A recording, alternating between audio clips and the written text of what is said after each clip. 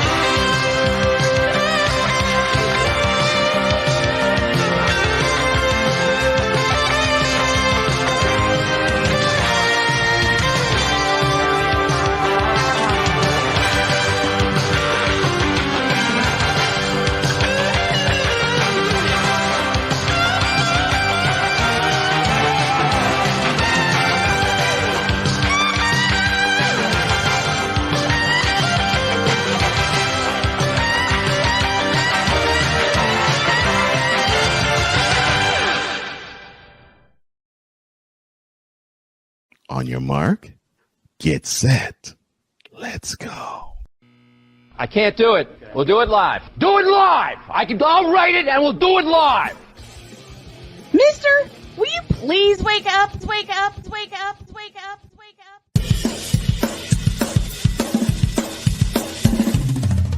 Good morning. Kevin Durant, you should have left California. This bronsexual upset me in having to bring this teenage idiot from Wisconsin into a sports conversation. Are you really surprised the Cowboys are giving up on Ezekiel Elliott? Whoa! Hell no! Well, no one cares about baseball. Bitch, are you for real?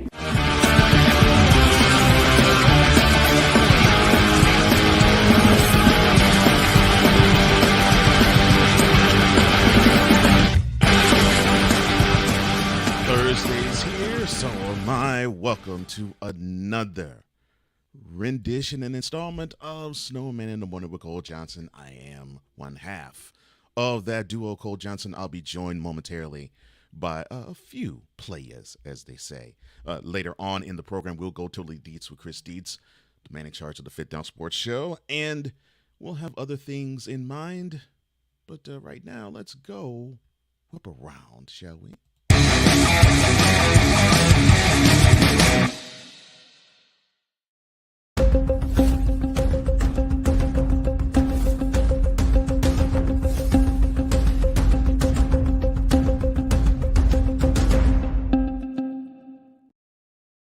The San Antonio Spurs are selecting Victor Wembanyama tonight in the 2023 NBA Draft.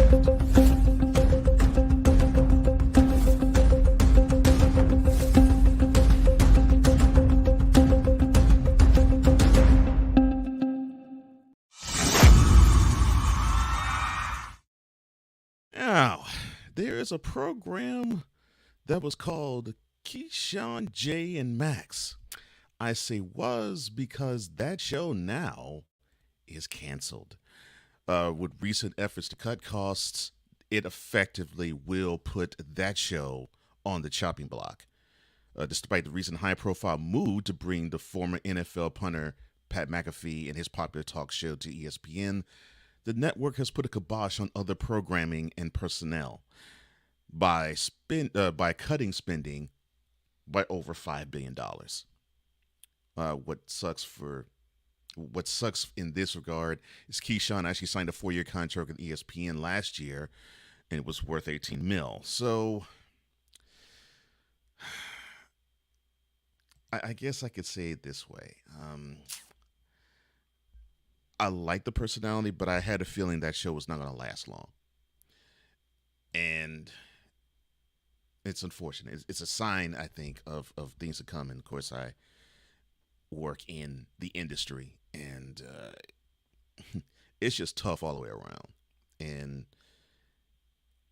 media companies now are like, if it doesn't make dollars, it doesn't make sense, and we will just chop it all off. And it does not matter what numbers you put up. What does matter is if you make money, enough money for us to validate your staying there. And unfortunately, that is not the case with Keyshawn, Jay, and Mark. Oh, I may need to bring somebody else on to talk about these things.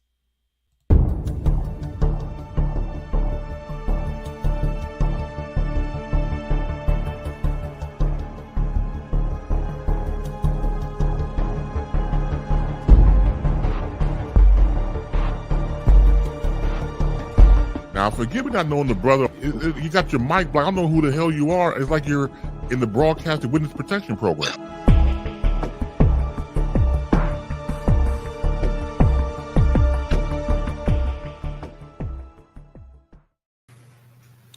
I am now joined by the man who is the hardest working content creator I know, Darnell Solins, but we don't know him by that name. We know him by the name Playmaker. How you doing this morning, sir? You ask, you get your wish. Yes, an extra day of Playmaker. Yeah, it's a wonderful, wonderful day. All right, so you are a viewer of ESPN programming. What are your thoughts on Keyshawn, Jay, and Mark being on the block to be cut? I never watched it. See, look at that. Look at that wonderful expert this analysis. is the thing. You put them on with SportsCenter. Mm-hmm. Yeah. Like, everybody's going to turn to SportsCenter because they want to know what they missed. Yeah. From the previous day. Mm-hmm. Before you go to Get Up and First Take. Yeah. Yeah. It's unfortunate, but because if you look at ESPN, the actual ESPN channel, 7 o'clock is SportsCenter. Right. 8 o'clock is Get Up. 10 o'clock is First Take. And then 12 o'clock is SportsCenter. Right. That's like the morning lineup for sports fans. Yeah. Where do you fit Keyshawn, Jay, and Max at? Yeah. I guess maybe Stephen A was right. Talented as he may be, I guess it just wasn't in the cards for him to be, on the whole network in general. Woo, that's rough. That's rough. Bruce Brown, he is now a free agent, or he's going to become a free agent after declining his $6.8 million option with the now NBA champion Denver Nuggets. Now, a person spoke with anonymity to the Associated Press because the move has not been officially announced because the NBA free agency period begins next week. Now, Brown signed with the Nuggets last summer, and he became a really big piece off the bench for the Nuggets. And he can either be in the guard or he could be a small forward. And he averaged 12 points for the team and gave you 4 boards. And he was key in certain moments, especially in the conference finals. I remember seeing him having a huge presence in the conference finals. The thought with the Nuggets is he basically is going to probably test the market, go back to the Nuggets and say, see, I'm worth this. Can you give me that or more? Because I think this is meant to probably necessitate a pay raise. What are your thoughts, sir? He'll be back in Denver. That's what I thought. Yeah, because it's like a mere back of shells type of thing. I'm like, he's a key piece. The Nuggets know it. He knows it. I just believe it's pretty much all right. This is what we gonna do. You test the market and you come back with a number, and then we'll go from there. Yeah, and we might match it. We actually might exceed it. Yeah, that's what I think. That's what I think. But I got one more issue to talk about on Whip Around. Future NBA draft pick Brandon Miller and the now former Alabama player. He said something really interesting that I know Snowman is probably going to eventually talk about when he comes back off his vacation. But he said, quote, LeBron James is not my GOAT. Paul George is. Close quote. Heck, I need a drink. This coffee with McCarthy is sponsored by Steph Curry Cognac. One, and it's lights out. I'll give you the final word, sir. That's his favorite player. That's his favorite player. So. I get that's his favorite player, but there's a difference between favorite player and the greatest ever. My favorite player is Akeem, but I don't call him the best ever to do it. You talking about the guy who wasn't the best player in college basketball? Lord have mercy. I mean, that's what they call it. Brandon Miller was not the best player in college basketball. Well, no, he wasn't. He at a time there was hype for him being that way, but still, the greatest player of all time, Paul George. Really? I'm sorry. Look. Remember, really? we dealing with a new generation. Okay, we dealing with a new generation. And you said it earlier this week. They don't go back and watch YouTube clips and see what the past was. They don't do any research. I'm like, Red, Bitch, please. I mean, that's really what I want to say to them. If my tongue went that way, or I don't know, maybe if my tongue went this way, I'd probably be saying this as well. Bitch, are you for real? Never mind. I'm in this with look, and the thing is, I don't think he'd been paying attention. If he'd been paying attention, he wouldn't have said that, because everybody gets on Paul George for one reason only. What? No rings or even no finals trips? It's a reason why he has no rings and no finals trip.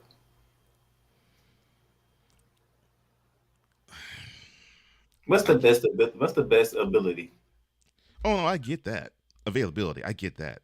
But I was going to say something else, and I had to temper my thought. Which it wasn't about availability. Now, his Pacers days? His Pacers days, he looked like he was going to have a pretty nice game. He really did. He was a beast. He ran into a big three down the South Beach. Could play on both ends. I mean, and at one stretch, he probably could have vied to be the best offensive and defensive player on his team. But yeah, I mean, and of course, the injury he suffered, I think, really set him all the way back. But that, and plus him running to the big three down in South Beach. Well, that curtailed his ascent. I agree. So, if there's one thing a certain group of people can say, their favorite player is the reason why Paul George haven't reached the mountaintop. It's just that, because if he had to deal with him, Paul George would probably been the champion by now. Yeah. But see, my thought would be this. You're saying what's the one thing that Paul George doesn't have? You see, I would say that Paul George doesn't have any.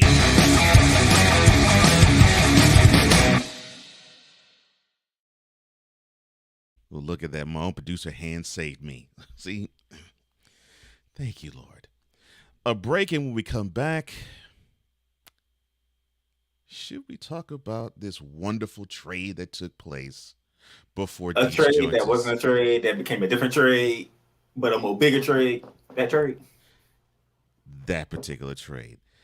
In 2, we will probably try to do our best to even make sense of the trade that wasn't. Well, that's why research is important, kids. Research.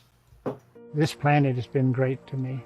It's given me gifts that I can't even explain. It's given me adventures and memories I'll never forget. And Battleborn, I think, has given me the opportunity to go beyond and give something back. How can I be a better custodian to this planet and the place I live. That's where I am with Battleborn. Let's make the planet a better place.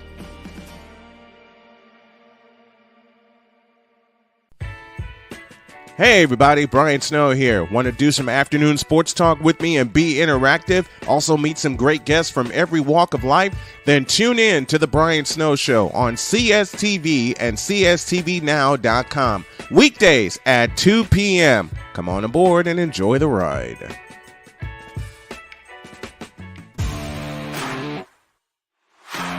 PK Tire Pro is your one-stop on-the-spot auto service headquarters for a complete line of quality tires and auto services. For years, we have provided the Stockton, California area with the latest products and unprecedented services for everything we sell. And for years, our customers have been coming back. Take a look around. If you don't find what you need, visit us in Stockton, California.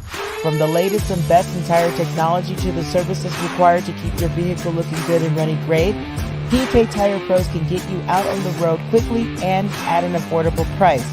Stop by soon to see why so many people consider PK Tire Pros to be the one-stop shop for all of their tire needs. At PK Tire Pros, our friendly and knowledgeable staff, quick and dependable service professionals, and affordable prices all come together to make driving out on a new set of tires easy. On top of that, we never tire of tires. Stop by and see us, and you'll be glad you did. 'Cause we take this job so serious. The is that? Sorry, pardon me. My apologies. What in the all types of blue hell? This is Snowman in the Morning with Cole Johnson. I think that's what we all said about the trade that we're about to break down in a couple of minutes. Back that's a pretty reason why you played that. Exactly. Because you went to bed with one trade, then you woke up to another trade. Mm-hmm. What is about the same two teams with a third different team? Oh my goodness. It will break down this mess and this menagerie of I don't know what. But well, let us head to the Fanatic Feedback Zone where we just love all you guys after the huddle. Yes, sir. After the huddle. Hey, good morning to you. I was going to say before you begin, we have to go to the Snowman's comment.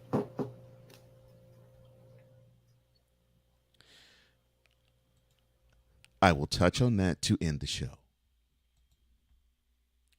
Now, to the Fanatic Feedback Zone. What's up, new family member after the huddle? It is good to see you again, my man. After the huddle.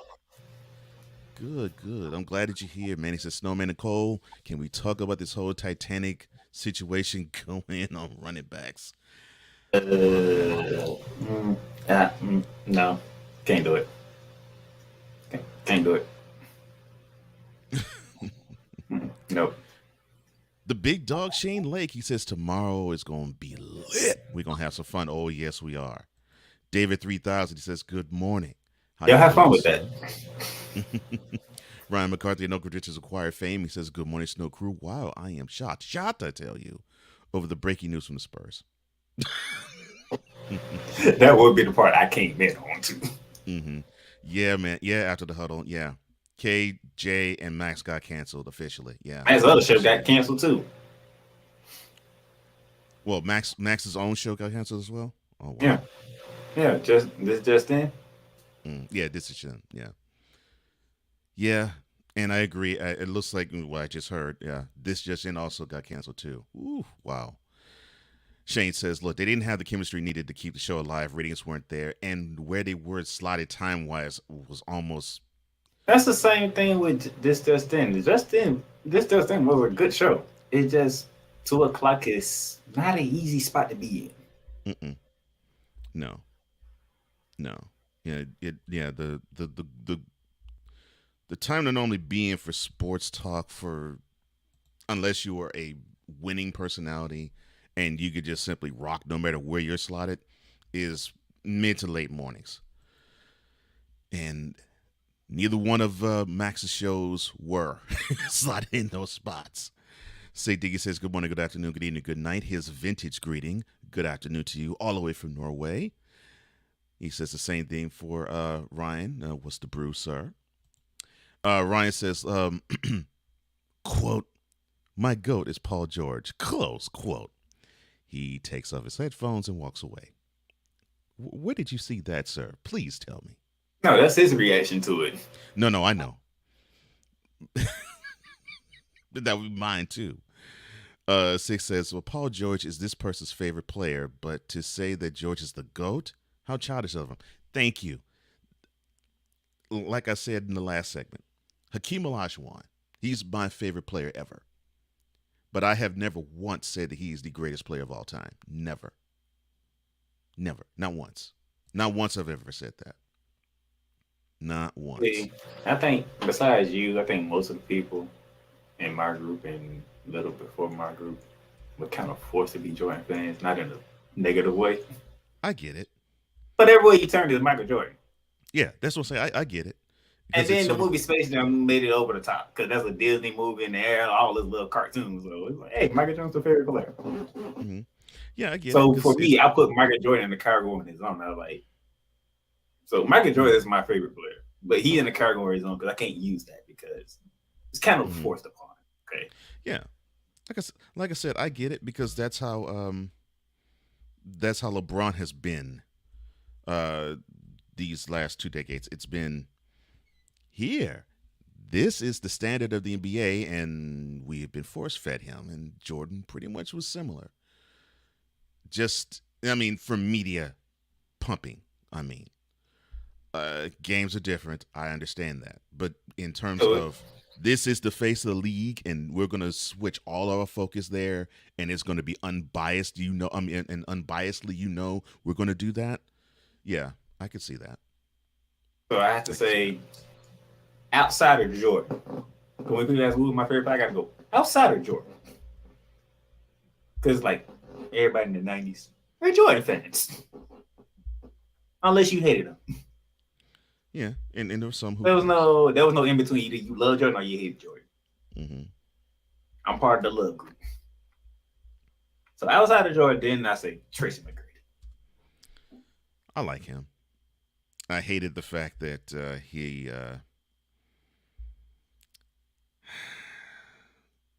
I hated the fact that he couldn't galvanize a team. We can make a whole list. Regular season. But we can make a whole list of players. If they want the guy injured, the NBA would be totally different. Yeah. And he's one of them. Well, look, the late Kobe Bryant basically said one of the toughest players he guarded was McGrady. He says, look, he has all these guard skills, but he's 6'9". And of course he played small forward basically, but still, he had all these guard skills, but he was 6'9". Yeah. The only issue I've always had with him was he didn't seem to lead troops as well as he sort of was like. He was like the forerunner to James Harden. It's like he would wow you in the regular season, and in the playoffs he'll have his moments, but for some reason he just couldn't get his team over the hump to whatever was the next step. Now, in his career, he actually did. He was on a team that went to the finals. But as in his prime or in his playing weight, he never. I don't think he ever won a playoff series as a starter. I don't think he ever won a playoff series. No, and part of the Doc Rivers 3-1 blown leads was with McGrady in Orlando against the Pistons, and when they ended up winning the championship. See. We had them down 3-1. Yes, you did. Grant Hill went down again. See, there you go. And it went differently from that point forward. Mm-hmm. Yes. Cool. What's up, brother? I hope everything's good with you, man. Shane says, look, my dude is Kobe. Could I make an argument of GOAT? Yes. Will I? Nope. MJ is 1, Kobe is 1A. And look, I don't hate people for saying Kobe either. But I just basically say that Kobe was a Jordan clone. That's where I go. Oh, I did when he played. Was that? I did when he played. Mm-hmm. Once he got done playing, I said, then the Kobe hate stopped. I think he ain't playing. Mm-hmm. To me, I've always said that, and I still say this now. Yeah, that I love Kobe, Jordan clone. But the one thing about him, though, And I would actually say even greater than Jordan. And I've had Jordan fans laugh at me when I say this. I don't think anyone worked harder at all, including Jordan, than Kobe. No, Kobe actually told. I didn't actually know what Kobe did because he said it was one of the YouTube videos I like to listen to, and Kobe went about how he go did it. I'm like, it's crazy. His daily schedule was crazy. He worked on his game at least 4 times a day. 4 times a day. I'm like, doggone. Early morning, late morning, afternoon, early afternoon, late afternoon. I'm like, doggone. And he slotted at least 2 hours, if not more, each of those blocks. I'm like, how in the world? Yeah. Yeah. I don't think I've witnessed anybody work as hard as Kobe ever in basketball. And including Jordan. And Jordan worked hard on his game. But Kobe was a different breed. Now, trade talks. Kristaps Porzingis. So he was one of the centerpieces of this trade. And now he is a Celtic. He goes from the Wizards to the Celtics. And the Wizards have agreed to trade him there as part of a 3-team trade, which also includes Marcus Smart, hello Memphis, and 2 people with knowledge of the deal talked about it earlier this morning. Now, the deal also includes acquiring Smart, Grizzlies acquiring Smart, who was Defensive Player of the Year last year, in exchange for first-round draft picks for this and next year.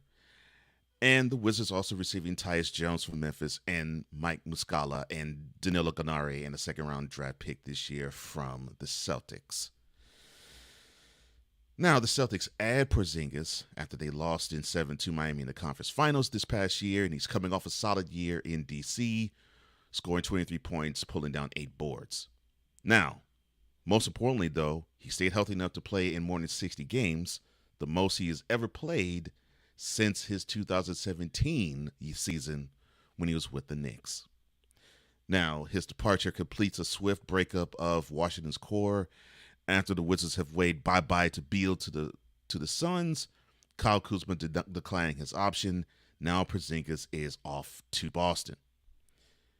And it's understandable because the Wizards have missed the playoffs the past 2 seasons, and they're clearly now are in a rebuilding mode under new team president Michael Winger. Now, Smart, he has played all of his time in Boston, all 9 seasons, longest tenured player on the team, and one of the strongest presences in the locker room, which makes me think that might be a reason why he got dealt. Now, his departure leaves the Celtics with Derek White and reigning 6th man of the year Malcolm Brogdon as the top 2 candidates to replace him. Now, Smart, what he would bring to the Grizzlies is probably something they have been needing for a few years. Much needed experience to a young core that needs help at point guard following the announcement of Ja Morant having to miss at least 1/3 of the upcoming 2024 season. Now, Smart also brings his postseason experience to the Grizzlies, of course, having an Eastern Conference championship and advancing to the Eastern Conference Finals a couple of other times to boot. Now, what is your first impressions of this trade, sir? First of all, Malcolm Brogdon. Aquarium might want to know what type of injury you're dealing with. Because from what Brian Woodhull said on Get Up, that injury that you're dealing with makes you non-tradable. Which is why you didn't get traded to the Clippers, as everybody was going to sleep thinking that was going to happen. Mm-hmm. I remember hearing talks, but I didn't think he was going to go anywhere. So what injury is you dealing with?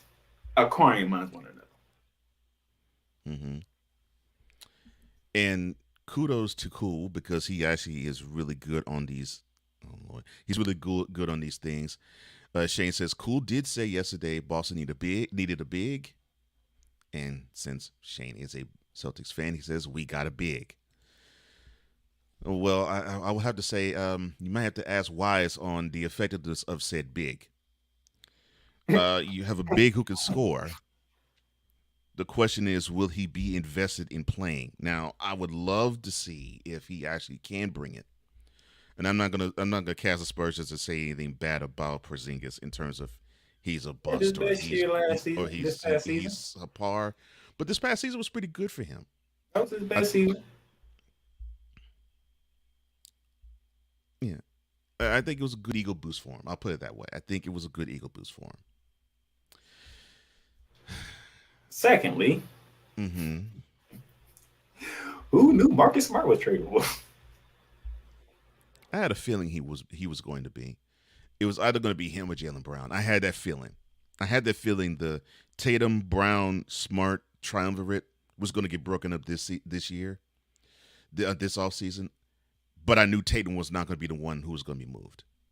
It was going to be Brown or Smart. It just depended on which piece of those two did the Celtics find a little more expendable, and unfortunately they thought Smart was. So Memphis, guess what? You got an adult in the room. Thank the Lord. See, Cole was being nice when he was saying experience. He was trying to be nice to you. Y'all got an adult in the room. They needed it. They needed it because the core was absolutely immature, and still is, to a degree. And that's not dogging Dylan Brooks, Jaren Jackson Jr., John Moran. I'm not dogging them for that, or even Desmond Bain. I'm not dogging them for their talent. They are really talented, but the one thing they needed was the one thing they've lacked, which was some person to say, snap out of it and grow up. Whenever they would just go a little too far in their immature antics, on and off the court. Now they have that.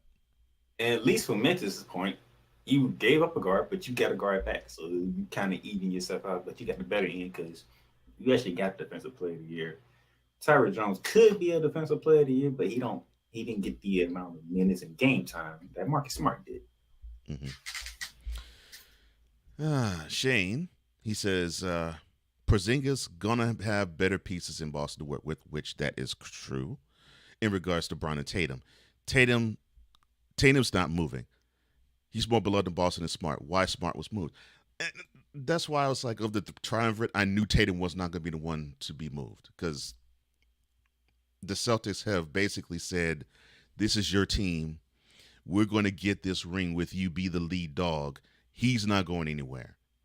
And I don't think there would be I don't think there'll be any piece big enough for them to actually change their mind. Like if say Jokic were available, or if not Embiid, or if Giannis were available, I don't think the Celtics would jump at that. I think they'd say we're good with Tatum. There isn't a piece big enough for them to think, okay, we're going to move Tatum. So I knew that was a non-starter. That was non-negotiable. That's why I said it was either going to be Brown or Smart that was going to be moved. And I agree. Thank you, sir. Okay, you brought me to point number 3. Milwaukee, you on the clock. Yes, they are. Chris Middleton declined his option. Doesn't that mean he's going to re-sign with the Bucks? I got a feeling he will, because why would he go somewhere else? Yes. But you're on the clock, Bucks, because guess what? Now you got to see how he plays with them. But they have a big man. So now you have, Jaylen Brown, Jason Tatum, Al Horford, Kristaps Porzingis, and most likely the point guard part is going to be Derek White. And a lot of people, I think, are starting to get higher on Derek White. So you have that. And then they still got the reigning 6th man of the year, Michael Brogdon. Yeah, but then there's Brogdon, who they can bring off the bench. So Milwaukee, you on the clock. What you going to do? Yeah. So to me, still talent-wise, I think the Celtics still are the class of the recent conference. Still, and even though Smart is a big piece that really fit what they were doing, and he got moved, it looks like they didn't suffer much. And I actually wanted to bring up this topic to bring in the guest that I'm about to bring in because he bleeds green. Totally bleeds green. God, does he bleed green? And I figured it would be wonderful for him to talk he about this bleeds as well. Massachusetts. Well,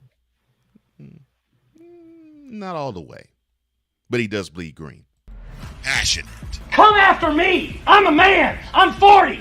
Unflinching. Let's go back to losing. Parking was easier. Unrelenting. They're not gonna keep him off the field tonight! Totally. This one has a chance! Deeds.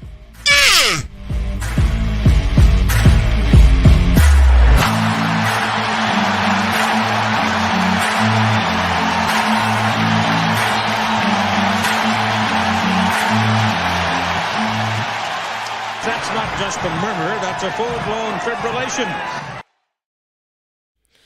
The man who's in charge of the Fifth Down Sports Show. Welcome, as we do every Thursday at the bottom of our number one, Chris Dietz. Oh, I see the shirt. I saw the blanket. So I guess you must say that trade is good for the Celtics. I'm okay. I'm okay with that trade. And good morning, Playmaker. Good morning, Cole. Yeah, I think the Celtics were in a position where they had to make a move to do something to shake the team up. Now, I agree. A lot of people were telling everybody it was get rid of Jaylen Brown, right? And that would have been the worst move. And I see Shane. I see Big Shane in the group. Another Celtics fan out there. And he mentioned Tatum. You guys were talking about Tatum before. I would have moved Tatum before I moved Brown. To me, Jaylen Brown is the lifeblood of the team, and until the Celtics realize that, they're not going to get over the hump that they got to. But you pointed out the key ingredient. The organization is high on they are so high on Tatum that, like I said before I brought you on, I don't think they think there's a piece big enough for them to consider, okay, we'll move him. Now, would they get more for Tatum than anybody else on the team? Of course. So I get it from that standpoint. But the organization is basically saying, well, we got our, not saying he plays like him. I'm talking about he has the stature of at the moment. He's our Larry Bird. He's our Paul Pierce in this generation. So I don't see the organization wanting to move him, but I could see them thinking about moving Brown or Smart. It just depends on which the organization thought was a more expendable piece. And I think I agree with you. I think it was smart to move Smart. Although, yes, I think it would have been smarter for the Celtics to keep him just so you could actually have a steadied presence. Because I think a lot of the time, which it goes unnoticed, he seems to ground the Celtics whenever they are on bad footing much of the time. And what I think he brought to the Celtics, he definitely is going to have to bring to the Grizzlies, because they need to have somebody that will basically put their feet on solid ground. Well, the problem with Marcus Smart was never his play. Right. It was the fact that he would play 3 games and miss the next 2. Availability. I mean, that was the biggest problem with Marcus Smart when he was on the court. When he's on the court, he's a great player. I mean, what'd you say? He's going to the Grizzlies. He's going to Memphis. Yes. You look at Marcus Smart. He's another Celtic going to the Grizzlies. It's Tony Allen 2.0. Mm-hmm. That's what Marcus Smart is. He is. I'm struggling to find one. He's right now probably the best defender in the league, best on-ball defender in the league, and that's his game. Now, can he give you a lot off? He can give you a spark offensively here and there, but he's not a guy you put the ball in his hand and say, all right, go ahead. Yeah. Again, he, the fact that he went from the Celtics to the Grizzlies, Tony Allen comparisons are just they're too easy to make. But when talking about Tatum and Brown, you said the right name before. Mm-hmm. Larry Bird status, no. But when talking about Tatum and Brown, you can easily mirror them with Paul Pierce and Antoine Walker. No, I get that. And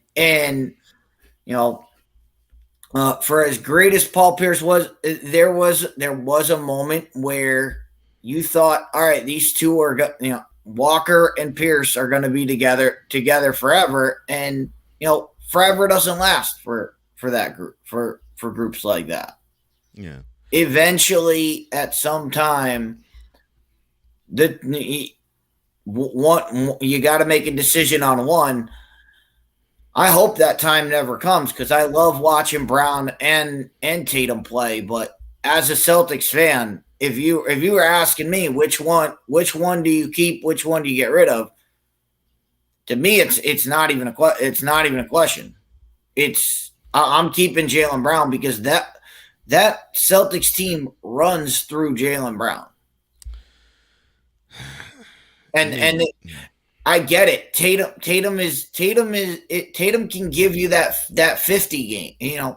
He can put up 51, 52. But he also has games like he did in Game 6 and Game 7. Game 7 against Miami, where he just faded to the background. Well, unfortunately, the same could be said for, at least in this year, the same could be said for Brown as well. Yeah,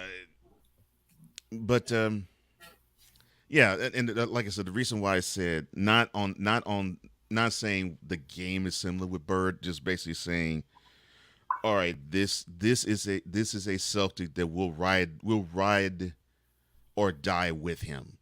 That's what I mean, and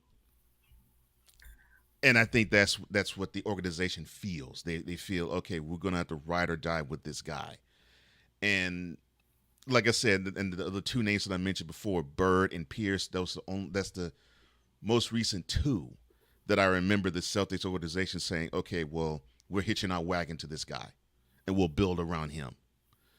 And I think that's what they're doing now, and they feel as though, okay, we have seen him 6 years. We like what we see. He's on the precipice of a chip. Let's finish this off and let's see if he can get us that 18th chip with building around him.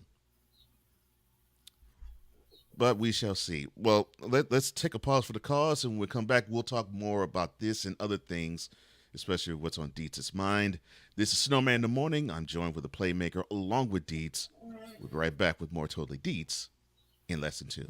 One of the great things about ordering meals from Mother of Macros is that you can do it from the comfort of your own home. Click the national or local delivery link to access the menu, and we'll ship the meals right to your door. We understand you won't always have time to plan, shop, prepare, and cook to provide healthy nutrition for your family, so the process is simple and saves you hours. We know you're busy, so our meals are professionally prepared and packaged. You only need to heat them up and enjoy.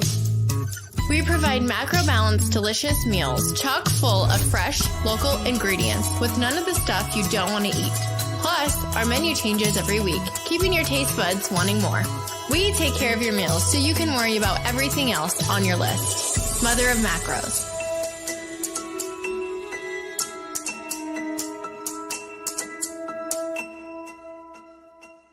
I don't want to grow up. I'm basically a man-child. 2005 Burning Man. I put a single Mitsubishi 170-watt panel on the roof of my F-250, and I killed the batteries within like 15 minutes of the first time turning them on. So that's when I first got into solar. I was blown away by the customer service at Battleborn. We want them to be happy with our product because in the long run, they're the ones who are out there using it. When you used to buy something American, like a car, something you knew was built really well, that's what I think of with Battleborn. Hey, y'all, Snowman here. catch me, Cole Johnson, Wise El Jefe, and the usual cast of characters as we bring it to you every Monday through Friday at 8 a.m. 10 a.m. Eastern. It's called Snowman in the Morning with Cole Johnson, and it's right here on CSTV and CSTVnow.com. Join us, won't you? 'Cause we take this job so serious. I'm sorry. I did that all wrong. I did that all wrong. My bad. Do it right, will you?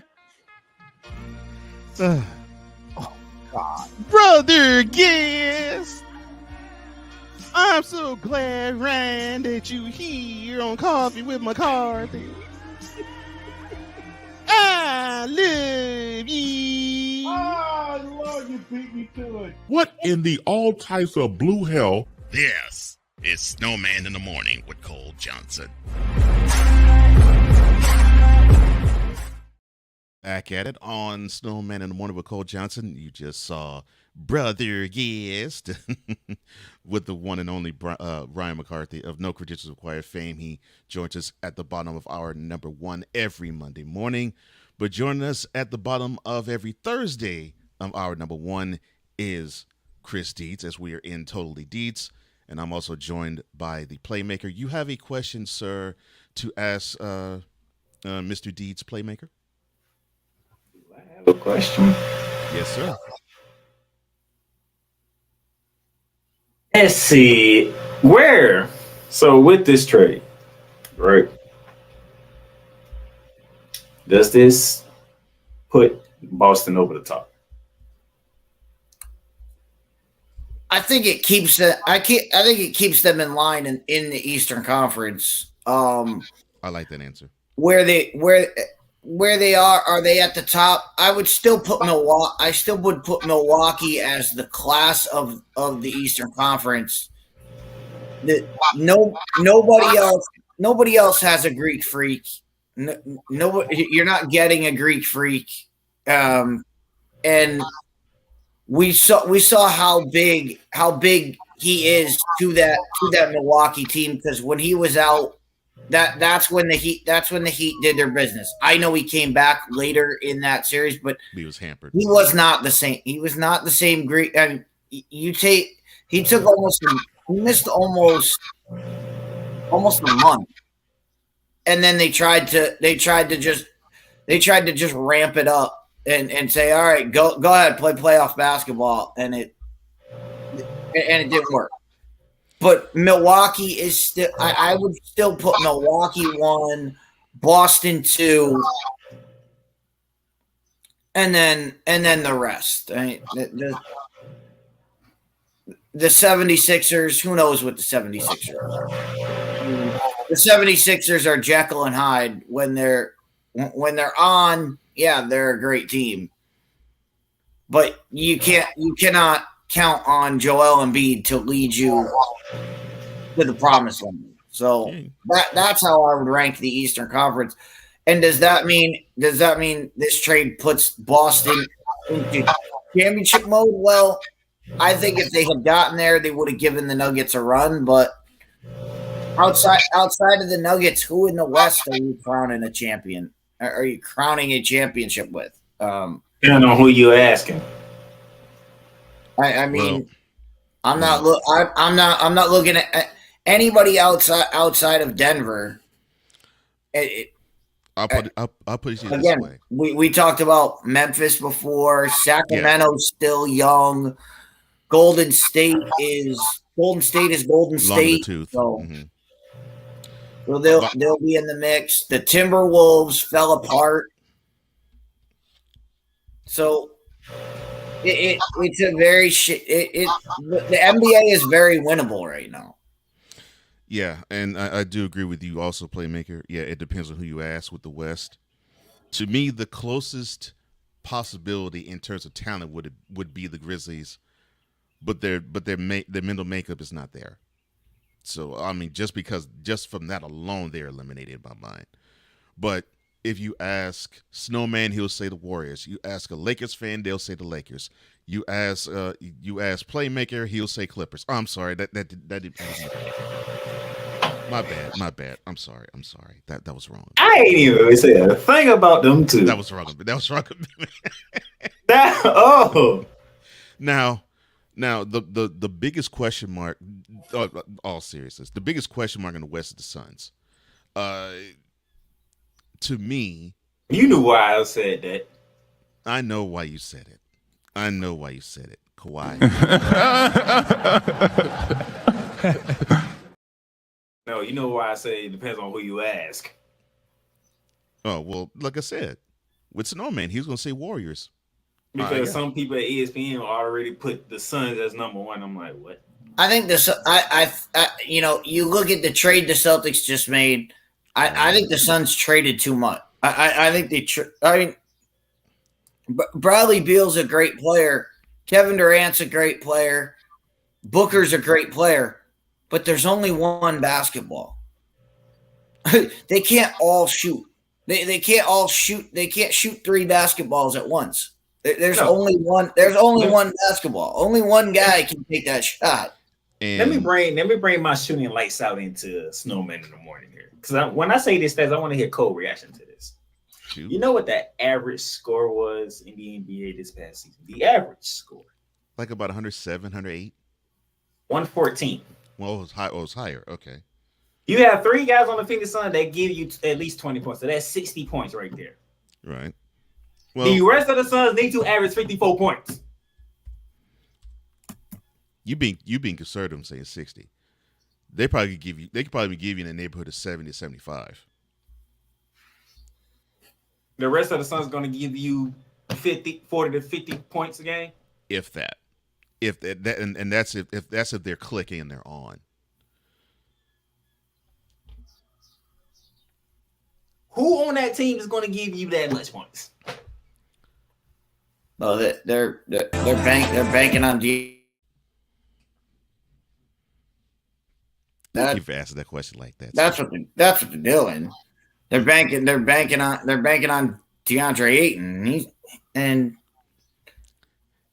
got a long way. He's got a long way, but he's young enough. He's young enough where he can grow up. I am so glad you mentioned his name because that is what the Suns are banking on. It's because my thought was when they got Beal, I'm like, they still don't have a big. And you would say, well, then there's DeAndre Ayton. He's still only 24. I mean, he's still young. He still can blossom. He still grow. But it just shows how ineffective he is when I'm actually still saying with this trade with Beal, they're missing a big man, and they have one. That's an indictment against him. I'm going to make Cole like, the only time DeAndre Ayton shows up, he see a Clipper uniform. Yeah. That is what's frustrating to me because the way that team is supposed to work, Aiden is supposed to basically be like how Clint Capella was with James Harden in Houston, where he'll give you double-doubles. If he gives you like 15 and 10 every night, you're good. That is what he's supposed to give you. He doesn't even come close to giving you that. He played what, 3 games against the Nuggets and he was done? Yeah. Well, DeAndre Ayton has the same problem. He has the same problem as Joel Embiid in Philadelphia. And they're big men that think they can play small ball. Your big men dominate the paint area, dominate your area, and let Booker do his thing behind. Let Kevin Durant do his thing from behind the arc. Let Bradley Beal do his thing behind the arc. But own your area. If I'm in charge of the Phoenix Suns, I'm going to DeAndre Ayton saying, own the block.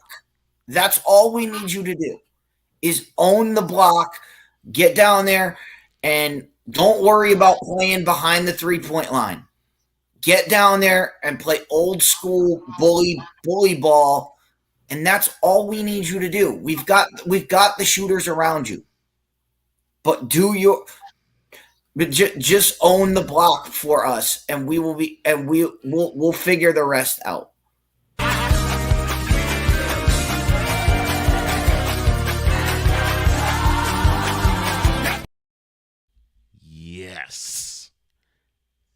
That is what's missing.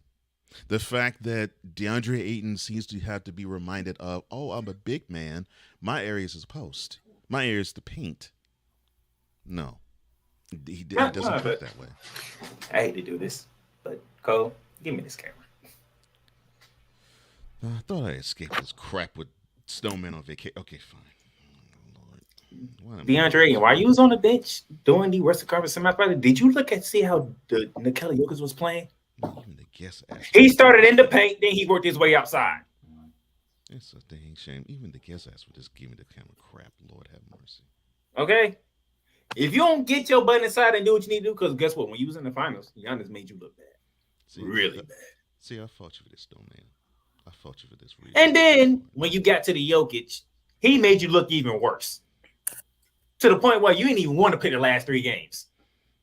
Don't do this. Give me this camera crap no more, Snowman, please.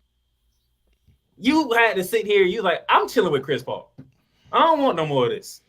Because Jokic went inside and said, I'm on in the paint first, then I'll go outside and do my thing. Lord have mercy. You have to co-sign these fools spazzing because you spaz. Lord, why? Why, Snowman? Why? Okay. So if you want to be that type of guy, you got to start on the inside first and then work your way out. Take the camera back. Lord. Give me this camera. Lord have mercy. All right. Yeah, you did it Monday. I know. You didn't even play. You did it Monday. But your points are valid though. Both your points are valid, and I agree with you. Well, we'll do a hard reset, and when we come back, we'll take a little bit more of Chris Dietz and Totally Dietz as we usher in hour number 2. Right back at you. This is Snowman and One with Cole Johnson, joined by Chris Dietz and the Playmaker. Where did the time go? I don't know how I got here. You've done the hard part. You quit smoking.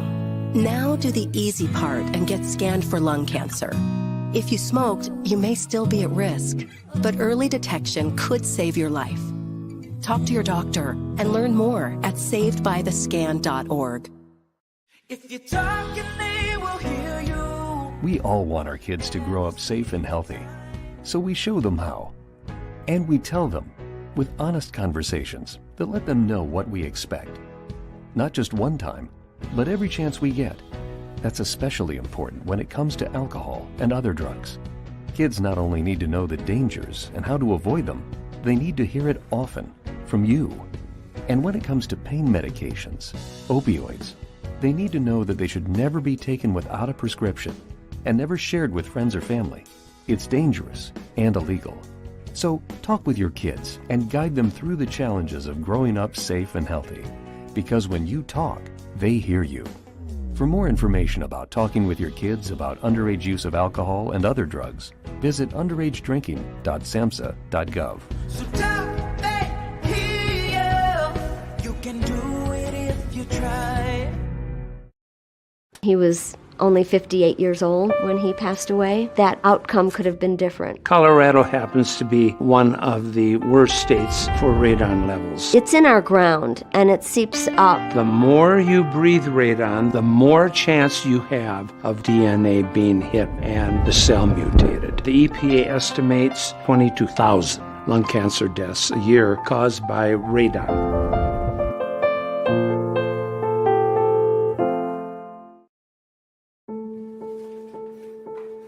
We all make choices. When it comes to alcohol, kids make choices whether to drink or not. Bye, Dad. Bye-bye. Remember, I'm going to Alex's party tonight and sleeping over. Have fun. Hey, have a seat for a second. Remind me about that party again? Alex is just... And adults make choices whether to talk about it. That's true of parents and every other trusted adult in a kid's life. Kids want to know our expectations when it comes to alcohol and other drugs. They want guidance and honest answers to their questions. And it makes a difference when the message is consistent and part of everyday conversations.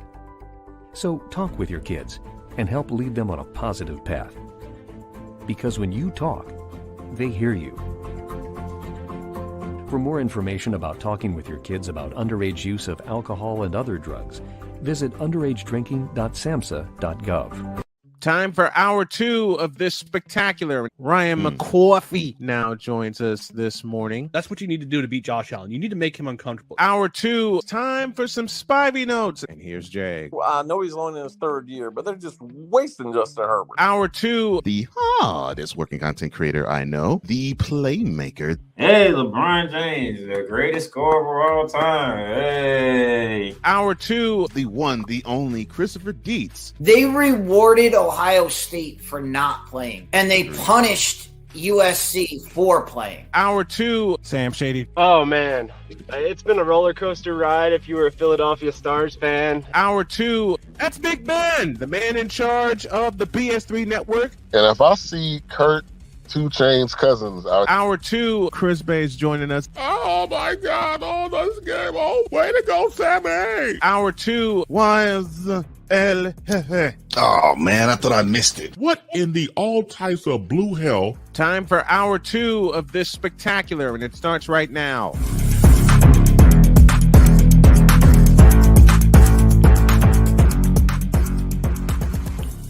Welcome back to now hour 2 of Snowman in the Morning with Cole Johnson. I am Cole Johnson. My other half is on vacation. He's enjoying his time with his missus, and we will talk about her at the bottom of our number 2 because it's a special day. With the Playmaker, we are still in Totally Deets with Chris Dietz of the Fifth Down Sports Show. And we've been talking about the Celtics trade. What else is on your mind, sir? Well, first off, let me give a little bit of praise here. And Cole Sports with a Z yesterday. Oh, thank you. Great segment you had yesterday, and I'm glad I'm on here. You know, I was planning on coming on here and ripping into what you talked about yesterday with when you mentioned the Grizzlies, and you talked about on Cole Sports yesterday, the John Morant situation.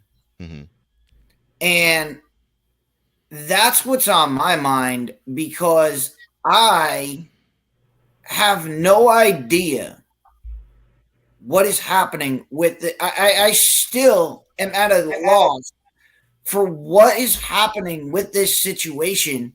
And I get it. I need. So I'm glad I'm on here. I'm glad Playmaker's here. I'm glad there's the two of you can help guide me through this situation because I'm failing to understand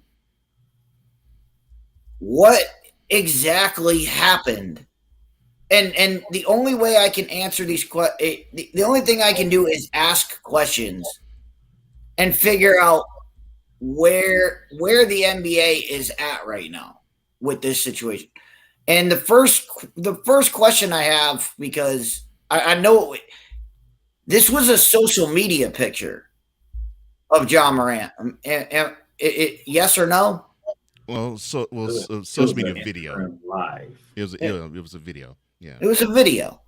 It was a video, but it was I don't understand the NBA coming down on Mr. Morant.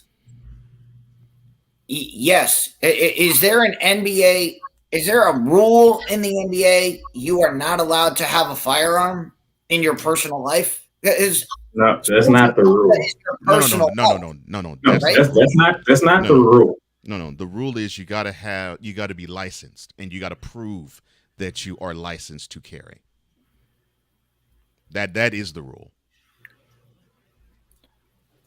Also, is conduct detrimental to the league because you have one of the faces of the league on social media waving a gun. Well, here's where I have a problem with this.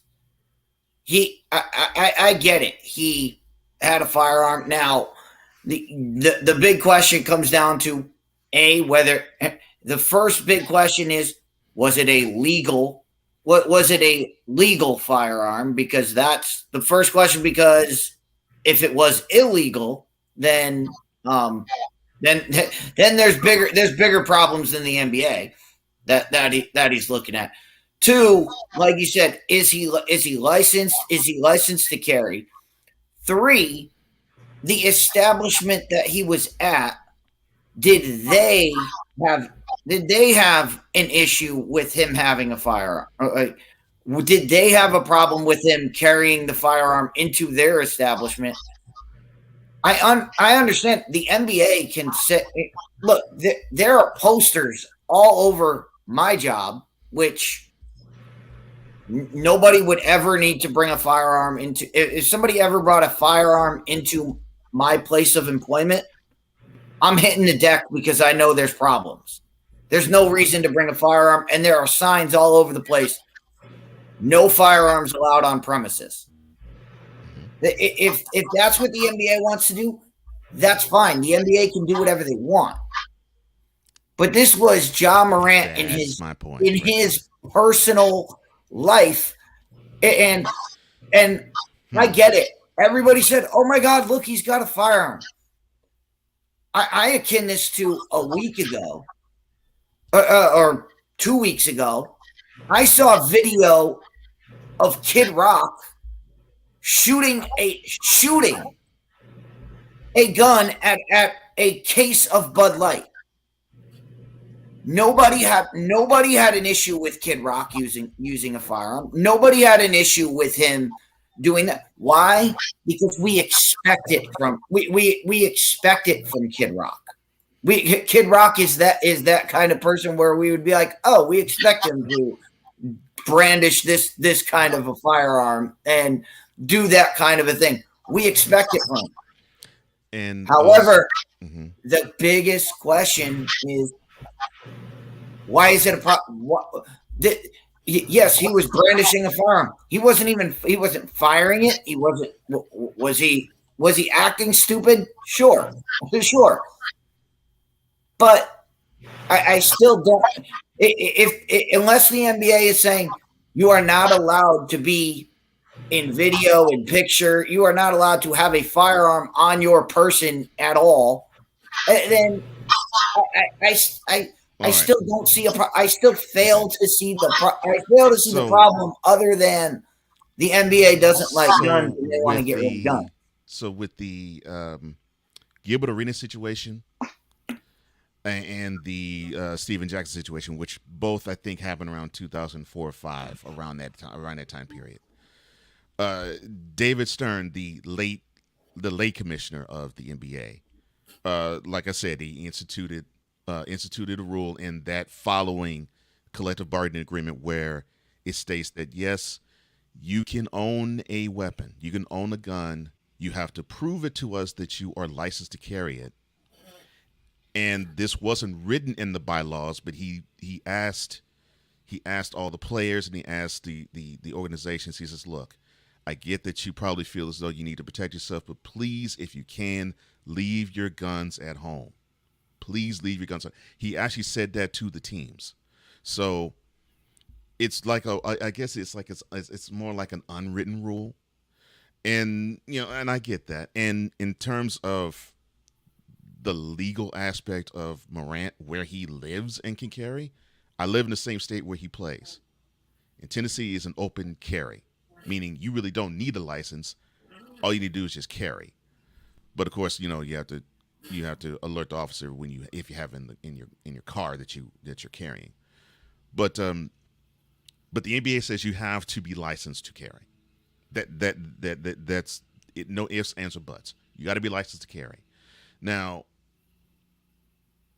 and in when I was actually talking about it yesterday on Cole Sports, Ryan was actually in there in the room too. He said, "Look, having weapons is legal. Yes, brandishing it is illegal."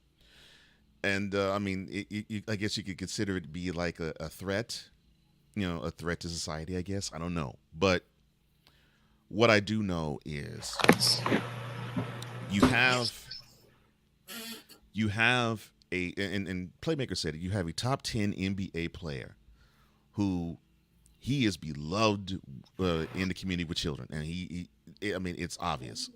It's obvious by the shoe the shoe deal that he has with the signature shoe with Nike that is catered to children with the colors that it has on it. So you have a league that's trying to say to the player, you have to be responsible. Thank you, Playmaker. You have to be responsible in your image. You cannot carry yourself in a way where you will scare off our fan base, where you'll scare off our public. You know, the people who paid to see you. We don't want you to scare them off. Now, the difference between him and Kid Rock. Name me the organization that Kid Rock plays for. He's independent. He can do what he wants. Kid Rock with impunity. I mean, we sit here and say, "Oh, he's an athlete. He has to be a role." You know, like you just said. Oh, he has to be a role model to children. Kid Rock's a bigger celebrity than John Morant is. Well, yeah, way more recognizable now. But to me, I think we're skating over the issue, and I'm probably not the guy to say this, but I'm probably not the guy that should be saying this, but I'll say it anyway. The difference between Kid Rock and John Morant is the difference between me and the two of you, and that is the color of my skin. Kid Rock is allowed to get away with this because he's a white country. He's now a country singer. Kid Rock is all genres of music. He's been a rapper. He's been a hard rock guy. He's now in the country music scene. That's more acceptable in the country music realm. The problem is John Morant is seen as, and I'm not gonna sugarcoat it. He's seen as a black basketball player from the hood, and when he brandishes a gun, people get scared of what happens with said gun. That's where I think the media is at with it, and thank you. I'm glad you said that. And that's why the NBA is afraid of the media backlash that's going to come from that. Whereas a guy like Kid Rock brandishes his gun and actually shoots it, and his fan base is fine with it, and the media is fine with it, but they're not okay with just seeing the fact that John Morant has. Just like Cole said, Kid Rock has to answer to nobody. Yeah, he doesn't have to answer to nobody. John Morant has to answer to multiple people within the league, in the Memphis organization. There's a certain way you have to carry yourself to be in the league. No matter if it's the NBA, Major League Baseball, NHL, NFL. Mm-hmm. When it says conduct detrimental to the league, that means you're doing something that can hurt the league entirely. Yeah. Doing something the league does not approve of. Yeah. Yeah, and you, I'll say this. I'll say this, and I definitely will not sugarcoat it. You, sir, Mr. Dietz, you probably will make. How can I put this? You'll make the woke crowd and Black Twitter very happy with that take. It's an oversimplification. Yeah, could I say it's a white country singer who's actually shooting off rounds, who lives in the same state as John Morant does. And, so he's white and he's able to shoot off rounds where no one says anything, but all Ja has to do is just show a gun, and he's brandished as a criminal. I will put this as a PSA. This goes for Snowman in the Morning. This goes for Cole Sports. And I'm thinking, I don't want to speak for Playmaker, but I think this goes for Playmaker too. We do not think that John Morant is a thug. At all. At all. In fact, we don't even think he had. I'll say this. I'll even put mentality on that too. We don't think John Morant. In fact, John Morant isn't one. And if people were to think that he is, especially with these two incidents, they're short-sighted. They're extremely short-sighted. Morant's not a thug, and he didn't come from those. In fact, he came from middle-class upbringing in South Carolina. Middle class, not from the hood, not from the streets. Middle class. So you have this guy who, I don't know. I guess he feels as though, I guess he loves guns, whether it's a toy or not. I guess he just loves guns, and if he does, cool. If he's responsible and using it, cool. But it is not what the league wants to see. It's not what the league wants a player to show, and it has been proven in many different cases where that's not what they want their players to do. Now, if Ja Morant was an independent contractor, or if Ja Morant was a hip hop artist, and he shot up, you probably could say that it might be a race element there because some might be a little bit taken aback by it. However, that rapper wouldn't be able to answer to anybody either. And so if you were to compare Chris Rock to Ja Morant in this situation, Chris Rock is an independent contractor. He can do what he wants. Ja Morant answers to not just the NBA, but the Memphis Grizzlies. And if Ja Morant were white and he did the same thing, he would get the same type of punishment. Because this is straight up, the Second Amendment is one thing, the NBA is another. And I can tell you this from the standpoint of here. I belong in a national media organization. There's things I can say and there's things I can't say. And if I were to not say them, if someone higher up were to see that I said this, I could get a pink slip. Right then and there, I could be gone from my job if I were to say something that would be not favorable or kind of detrimental to my company if I were to do that. Now, if I weren't belonging to this company, I could say whatever I want and do whatever I want, and it wouldn't be an issue because I wouldn't have to answer to anybody. There's your difference. Well, I'm glad you brought up the Second Amendment because I've seen that crowd jump on this situation. Oh, the NBA is just against guns and they don't want guns and the Second Amendment has nothing to do with the NBA. You have to treat the NBA as though they are a business right now. Thank you. They are not. The Second Amendment is about the government being able to take away your weapon. It is not a business can act any way they want. And that's where I say the NBA, I have no problem if the NBA comes out and says, look, we do not want guns. We don't want guns in our facilities. We've had the Gilbert Arenas situation. We don't want anything like that going on. So we don't want them on our premises. And that the NBA can do whatever they want. They are a private business. They can make any rule they want.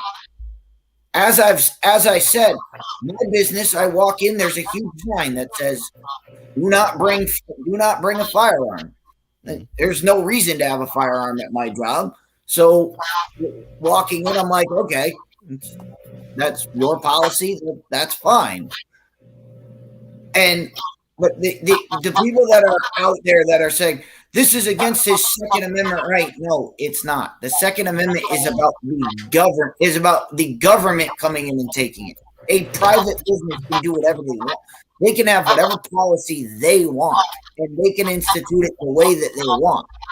Let me try to. This was not on an NBA. This was not at an NBA facility. This was in his personal. Yes, it's social media, but this is his personal life. This is in his personal life. Now, I knew you were gonna go there. So let me try to classify this for most people, because some people out there they think the same way that you do, because it's personal life. When you play for a professional private company like the NBA, like the NFL, like the MLB, like the NHL, property of the NBA. If just because you're not on the court, the ice, the field, whatever the case may be, you still represent that company off of it. Yeah, you represent the league. You should already know, no matter where you go, somebody's looking at you, and they're gonna see how you act away from your job because we know who you are. We know who John Moran is. We know who Aaron Rodgers is. How are they outside of the workplace that we can talk about in any type of fashion that we can? And when you do that, you put the respective league that you work for in the forefront in a bad light, contramental to the league, even outside the workplace. Yeah. So when you are a professional athlete, you have to carry yourself in a certain manner, even away from the profession. That's correct. But see, That's absolutely correct. Why not make this a proactive? Why not be a proactive situation for the NBA? Let me give you guys a scenario. So this happens with John Moran. If you're the NBA and you want to say, all right, our guy, here's what we're gonna do. He got caught on social media. So what we're gonna have you do, Ja, is on your social, instead of suspending him from basketball games, what we're going to do is go on your social media and post that you are going to gun safety classes. Go to a gun safety class, put that on your social media and promote proper gun usage. Promote that and that's okay. Do something proactive about the situation so that, hey, you say you're showing your fan base, hey, this is a guy who can go out. Yes, he okay, so he brandishes a firearm in his time, but also he did something stupid, but now he's going to take a course. He's learning about gun safety. And be proactive about it, because what is suspending him? Does it do anything to help remedy the situation? No, it does nothing but shine a light on. We don't let on. It does nothing to help the situation. That would have been, but you don't have people inside the NBA thinking like that. The NBA is thinking, we don't like guns. He showed a gun. We need to hit him with a suspension. And to me, I would say you're not allowed to come back until you are A, licensed, and B, until you have completed. Let me explain to you why he got the 25 games. Because the first time he did it was 2 months before in Denver. Right. The NBA really didn't even suspend him. Actually, Memphis did that along with John Morant. The NBA didn't really do it. Memphis and John Morant got together. Okay, you're going to be gone for this amount of games so you can do what you got to do, which was the 8 games. Yeah, the NBA that said 8 because Memphis and John Morant was already on it. Mm-hmm. And it was like, okay, this going to give you 8 games and this, that, and the other. Okay, so we going about our business. He did it again 2 months later. So you pretty much did the same thing in a span of 2 months, twice. That's where the 25 games really come from. You did it the first time. We really didn't step in. We let you and your organization handle it. We just threw our name in there just so everybody can be quiet. The 25 game. I'll tell you where this 25 games come.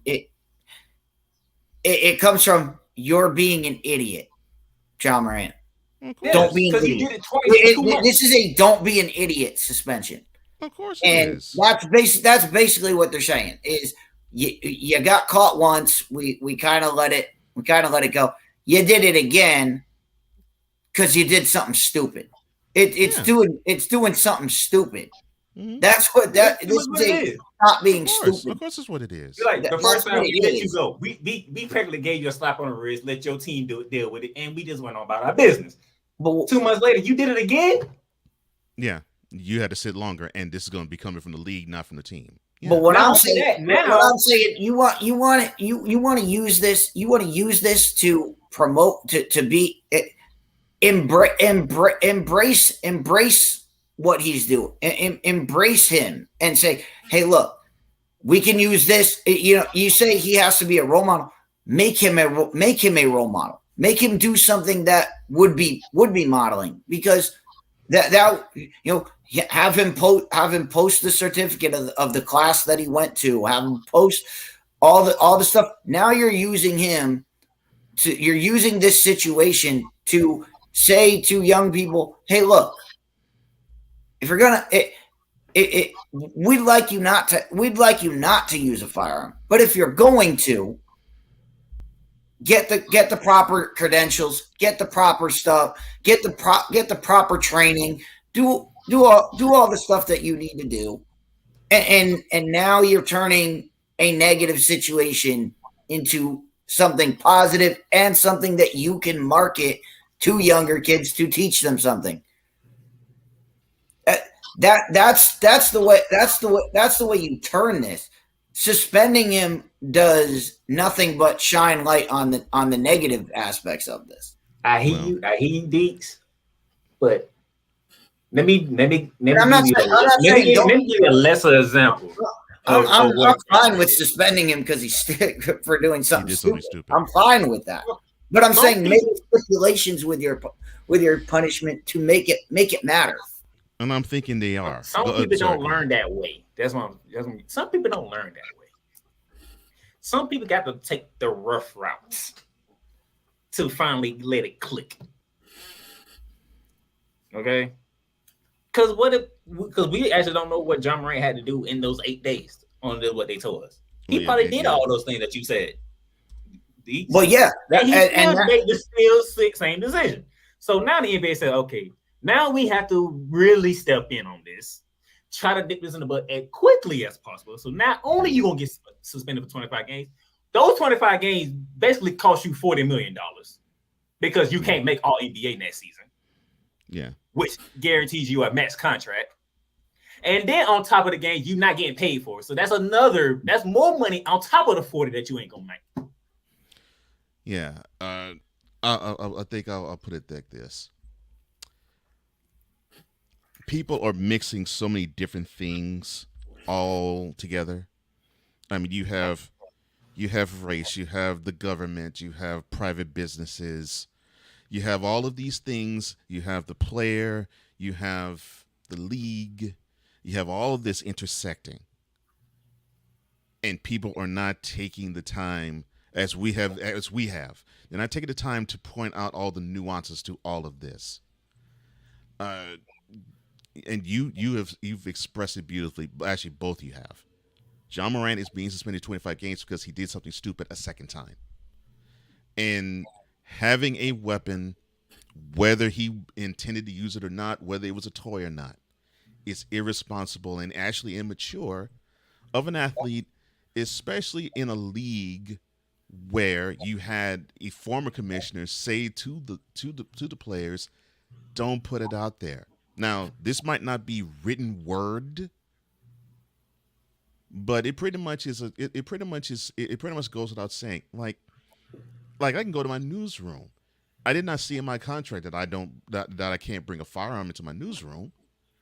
But if I did, I guaranteed they probably would look at me and probably want to do some things such as just to say, "No, you either have to leave since you have a weapon on you, or you just have to put it away, but you have to come back here in here without a weapon."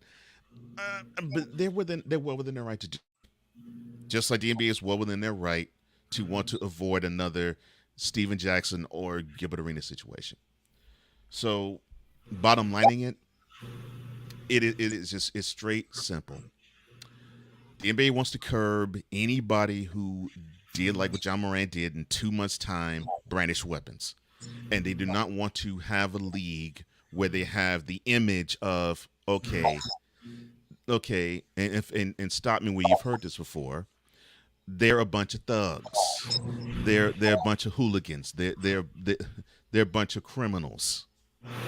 In fact, around that same time, they named the team the Jailblazers. They want to not have that image on the league permeated. And so if they can nip it in the bud, that's what they're trying to do. And that's really is what's happening with John Morant. We could go on with this topic, and I'm enjoying this conversation.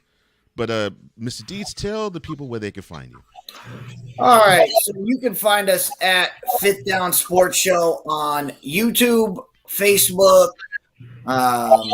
Trying to think of all the sites that we're on, Spotify, all of those things. Of course, we have the Summer of Greatness going on, so we are live Sundays from Z's Cafe here in West Haven, where we do our Summer of Greatness, and it's been a fantastic thing.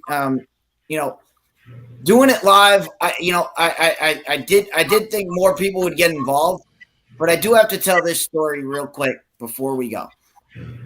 After I did the show this week, I did it on Father's Day. I did it outside. It was beautiful. I was outside. And unfortunately, there was a nice couple that was sitting there having a nice lunch. And I jokingly apologized to them. I said, I'm sorry. I was out here. I'm sorry I ruined your nice peaceful lunch. I'm sorry I was ranting and raving over here. And this is what the lady said to me, verbatim. It put a smile on my face. She said, "You didn't ruin our lunch. You made this amazing. Everything you said was correct, and we loved hearing you talk about Seinfeld, because we were doing Father's Day, and I was talking about Jerry Stiller, and they were like, well, I loved hearing you talk about that. We loved hearing you talk the old wrestling, because we were talking about Rick and Charlotte Flair."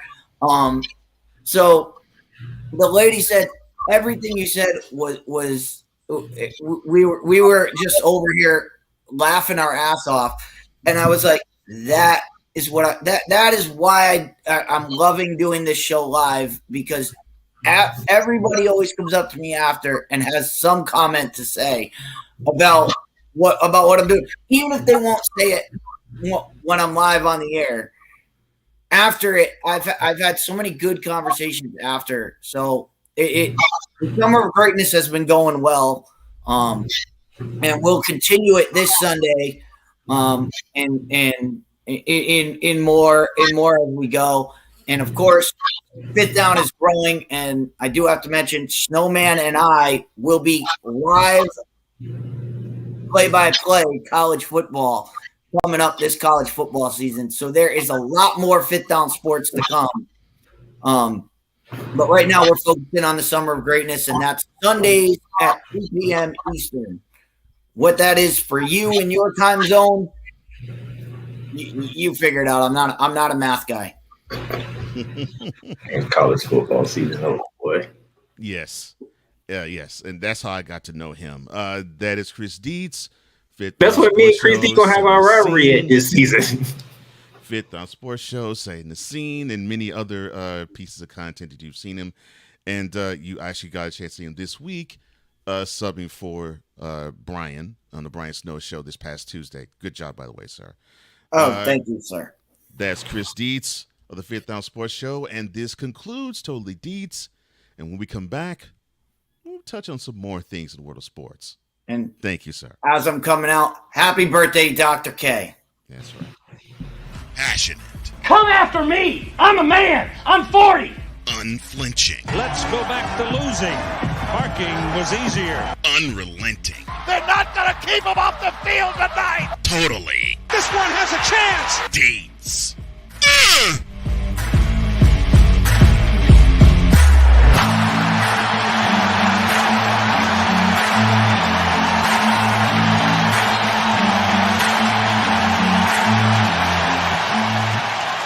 That's not just a murmur, that's a full-blown fibrillation.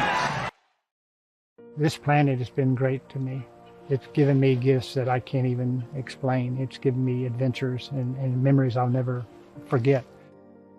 And Battleborn, I think, has given me the opportunity to go beyond and give something back. How can I be a better custodian to this planet and the place I live? That's where I am with Battleborn. Let's make the planet a better place.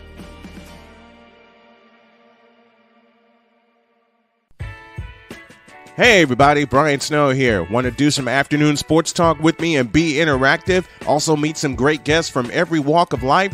Then tune in to the Brian Snow Show on CSTV and CSTVnow.com. Weekdays at 2 p.m. Come on aboard and enjoy the ride.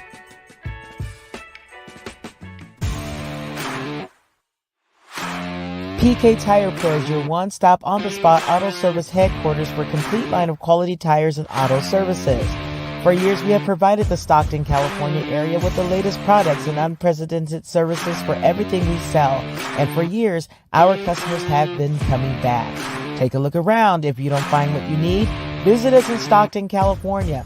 From the latest and best in tire technology to the services required to keep your vehicle looking good and running great, PK Tire Pros can get you out on the road quickly and at an affordable price. Stop by soon to see why so many people consider PK Tire Pros to be the one-stop shop for all of their tire needs. At PK Tire Pros, our friendly and knowledgeable staff, quick and dependable service professionals, and affordable prices all come together to make driving out on a new set of tires easy. On top of that, we never tire of tires. Stop by and see us, and you'll be glad you did.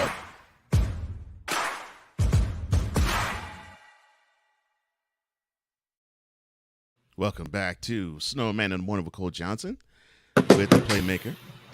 I am Cole Johnson. And before we continue onward to talk more sports, we want to actually take the time to send out a special happy birthday wish to Jody Snow, a.k.a. Dr. K. And we hope that you're enjoying yourself on this wonderful Happy birthday. Since it's your birthday, give Snowman hell. Oh, Lord. Oh, Lord. Why did you say that? Because he been coming after me and I ain't been saying nothing. He thought I didn't notice that him and Koo wanted to attack my Rams last week. Well, Snowman be throwing shots at me. He don't think I be knowing. Well, well, we hope that everything is good, Dr. K. Have a wonderful day. I really appreciate you, and I appreciate all of you have done for and with the Snowman, and he's become a better man because of you. And I just want to say happy birthday. I hope you get everything that you desire and then some, because you deserve everything and then some. But happy birthday to the doctor. Yes. So, considering that we are now at the slow part of the news cycle in terms of sports, Ryan McCarthy has a programming note. Yes, he will be later on today on the Brian Snow Show. He'll be appearing to guest host for him, and it's going to be an Ask Him Anything episode. And he does mean anything. It can be within the realm of sports or pop culture. Well, I'm not going to throw politics in the fray, but definitely like sports or pop culture in that realm. An Ask Me Anything edition of the Brian Snow Show with the Ryan McCarthy takeover, and that's at 2 state that he lives in. Yeah. Yes, and that's at 2 p.m. today, and it goes on 2 hours long. So it's from 2 to 4 p.m. Eastern, 11 a.m. to 1 p.m. Pacific. That's for the CSTV fam. All right, so what is on your mind now? Because I mean, I could give you football takes, but you say wake you up when it's September. You could I could throw the NBA stuff, and it's all about the draft, but I yawn every time I mention the word draft. Major League Baseball, it really doesn't really get interesting until after the All-Star break. So what is on your mind, sir? I wish Jay Spivey was here right now. Because that number one team in baseball took their first loss. Now they are in a winner-take-all game tonight against the LSU Tigers. with the winner facing the Florida Gators in the championship series. Yeah.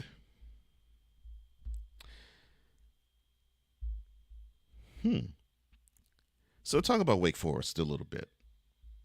The one thing that I've had to ascertain is that they have been the number one ranked team for most of this year baseball, most of this year, but we all wouldn't know it considering the coverage or lack thereof with them. Man, look at the football team. The football team had one of their best years in a long time. Did we pay attention to the media really pay attention to the Wake Forest like that? Not really. Exactly. Not really. Not really. And what's and he's correct. He's correct. One of the things that I disliked about living in North Carolina is that you know these other schools are there. And I can name I can name the Appalachian States and the Davidsons and North Carolina. Hey, Appalachian State got more TV coverage than football than Wake Forest. I can mention all of those schools too, or North Carolina Central. I can name all the other schools that you wouldn't ordinarily have roll off the tip of your tongue. But the four biggest programs that are in North Carolina, which would be University of North Carolina, Duke, North Carolina State, and Wake Forest. Now, I lived in Fayetteville for about a little less than 2 years. And Fayetteville is roughly maybe like an hour and a half south of the Raleigh-Durham, Chapel Hill area. And it's like about maybe 3 miles away from Charlotte. 3 hours away from Charlotte. The coverage even there, and none of those four schools are even close to Fayetteville. It was about North Carolina, and then after that, Duke. And then, you still have UNC, and you barely heard any peeps about Wake Forest. And I was just thinking, well, okay, it must be that area. And I'm learning more and more by the day, it's that state. It's just they focus on the Tar Heels and Duke to a lesser degree because there's more people that hate Duke than love them there. And there's more people that love UNC than hate them there. But Wake Forest... How funny, you hate the private school and love the public school. Yeah, isn't that something? Yeah. So that's the dynamic, but Wake Forest, you don't hear a peep from them. It ain't even like that in Florida. You're going to hear about FSU. You're going to hear about Miami. You're going to hear about Florida. You're going to hear about UCF. And that was before they even made the move to the Big 12. Yeah. To a lesser degree, you'll get some news on Florida International. You'll get some news on Florida Atlantic. All right. But that This is great. But that shows the difference in coverage in as regards to the state, because in Texas, you hear about a lot of different schools. U of H is huge there, of course, but you get A&M coverage, you get Texas coverage, you get even Baylor coverage, and if they do something worthy, you'll even get SMU and TCU coverage there, and I mean in Houston. And it's the same way in San Antonio. It's the same way in Austin. It's the same way even in Dallas.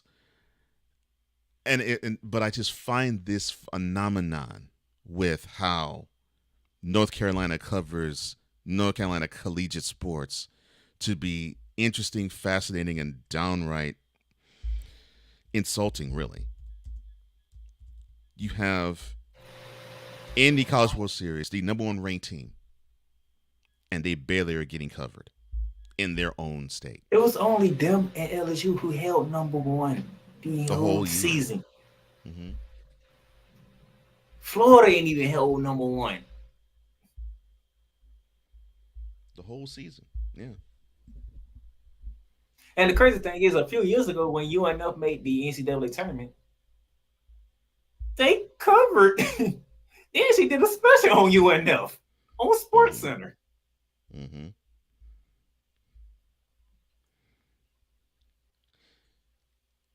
It's just I don't know. I find it. You shouldn't do this to college sports, and the reason why I say that,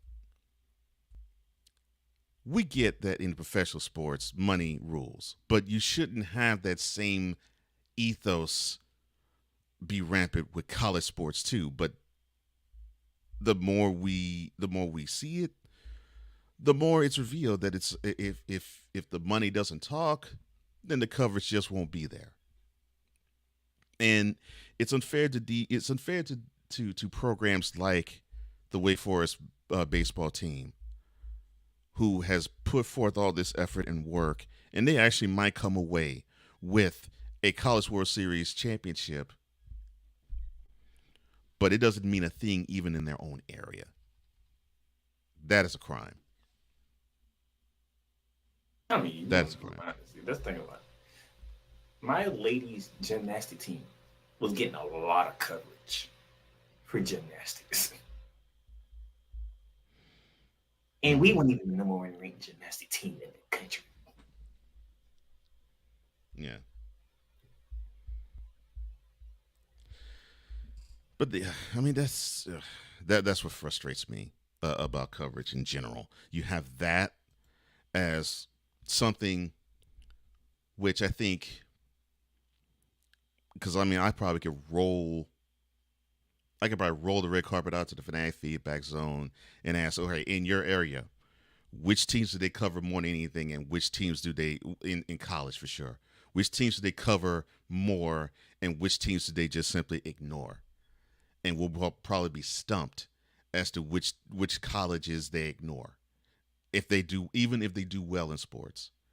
Because when I was in North Carolina, yeah, it was ridiculous knowing that even North Carolina State and Wake Forest, although they were considered Division I programs, they were treated as redheaded stepchildren there.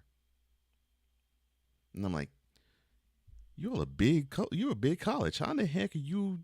And the fun thing is, all four of them in the same conference. Yeah, you're in the same state, you're in the same conference. But good Lord, you all are treated so disrespectfully. Yeah, it blows my mind. Blows my mind. You in Florida, you got schools in 3 different conferences. All of them get coverage. Hmm. All right, so I'll pose that question to you. So, so you were in Duval.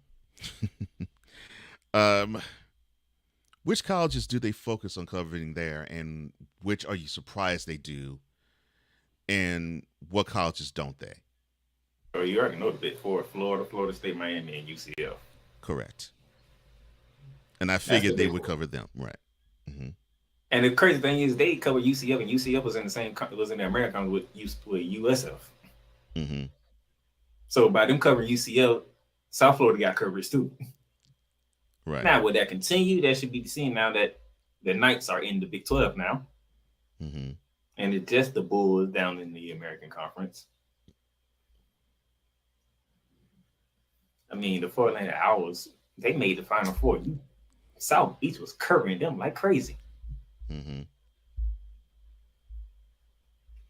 And the really only colleges that's Division I colleges that really don't cover like that is Florida International, UNF, and trust me, I know UNF is like 15 minutes away from State. Right. And to a lesser degree, University of South Florida. That's about it. There's some other schools that technically are like Division I, Division II type that really don't get coverage, but most of all, it's pretty much spreading evenly between the 4. Right. And it's in different parts of the state too. Mm-hmm. Right. So you have Florida State in Tallahassee, you have Central Florida in Orlando, Gainesville, Florida, and then you have Miami down the south. Mm-hmm.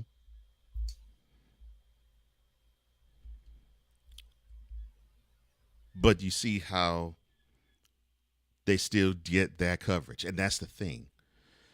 And what makes it even crazy, because if you look at North Carolina, Duke, NC State, and Wake Forest, they not that far from each other. No, they literally not that far. In fact, let me see if I can get this straight. It is 12 miles between Duke and North Carolina State. I think it's 10 miles between North Carolina and North Carolina State. And it's 8 miles between North Carolina and Duke. And Wake Forest is like between 45 and 55 minutes from all those three schools. It's literally like a circle with those four. In the state of Florida, Tallahassee and Jacksonville, that's literally about 4 hours apart. Gainesville to Jacksonville is 90 minutes. You got another hour to that. That's Orlando. Mm-hmm. It's a good 6 to 8 hours, depending on which way you go from Jacksonville down to Miami. Right. Yeah. Yeah. And like I said, in Texas, it's similar. And here in Tennessee, of course, Vanderbilt, they do get some coverage here, obviously, because Vanderbilt is in Nashville. University of Tennessee is huge in terms of focus. But they touch on Kentucky, they touch on Alabama, they even sometimes touch on Memphis State if they do something. And to a lesser degree, if they do they do things, you got Murray State, which that's in Kentucky. You have MTSU, which that's in the Nashville area. I mean, and they focus on these many schools, but they don't bypass them sports-wise if they make a big dent. But that's why I don't know if you're ready yet. That's why I wrote the article. Because 2023, one state has been in multiple main event games in sports. Mm-hmm.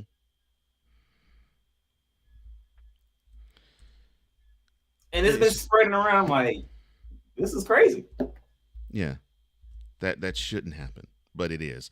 And what's more frustrating is this would make you feel as though if people say that there's a bias, well, it is very difficult to deny that. It's very difficult to deny people saying there's a bias. Find a bias, or is it just plain out there? With North Carolina, it is plain out there. Yeah. So yeah, and that is what I dislike about when I was watching North Carolina sports. That's what I disliked. I was like, wow, they are so biased in the favor of North Carolina. And I thought it was. How long did it take you to realize Wake Forest won 10 games? When did this happen? Yeah. What has Wake Forest been doing? That was your question. What was Wake Forest doing that I didn't know? Here's what's even funnier.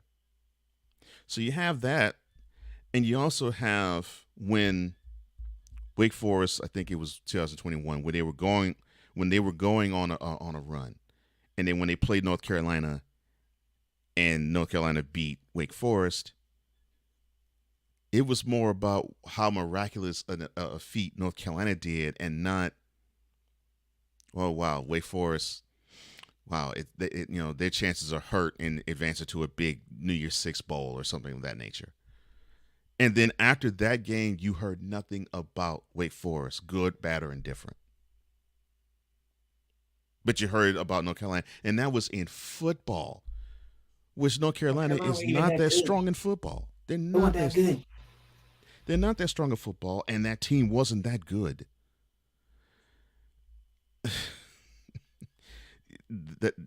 That's what I find crazy about all of that. That's what I find crazy. I'm like, really?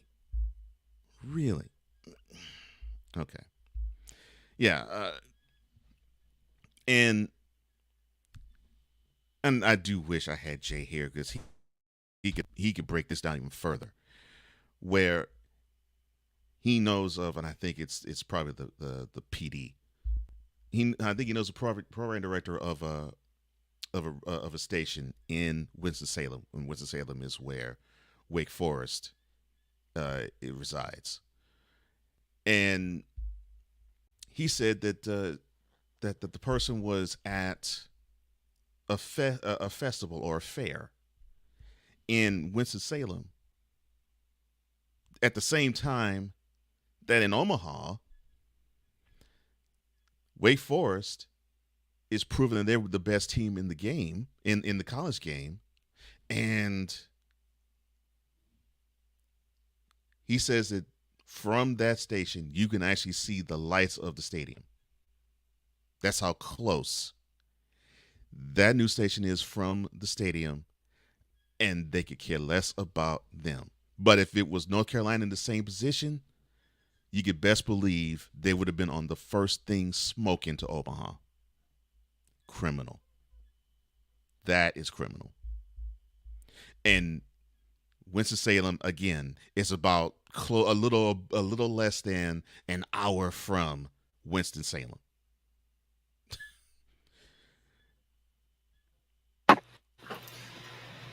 Can't make this stuff up. No. You can't make it stuff up if you tried. But yet again, another team from Florida is in the championship game. Mm-hmm. Yeah. Oh boy. This year, now the question I'll have to ask about that is, will we actually have a school come up with a championship this year? Actually, I had some Gator fans correct me. A track team won the national championship, and somehow, some way, our men's golf team won the national championship. Mm-hmm. I was like, okay. And I was like, when I wrote the article, I was more focused on the sports that everybody was throwing out there. Right. Because usually, I'm not used to ESPN putting out gymnastics, but thanks to our superstar gymnastics, they kept promoting gymnastics. Mm-hmm. Oklahoma won that one. Yeah. Final Four. We had two teams make the first appearances in Final Fours. Both got taken out in the Final Four. Softball. I mean, FSU ran into the bus out of Oklahoma, so I mean, no team of softball's touching Oklahoma. I think the last team that did touch Oklahoma was Florida. Right. And then they got us back for it. Mm-hmm. Yeah. I think we the reason why that streak gets started. Mm-hmm. Now it's over 50. Yeah. Yeah. Now we got the men's baseball team. Mm-hmm. So once baseball is over, Tampa Bay, Jacksonville, Miami, you're all up next. And knowing them three, they're going to be the ones to end the streak of not doing anything in the postseason.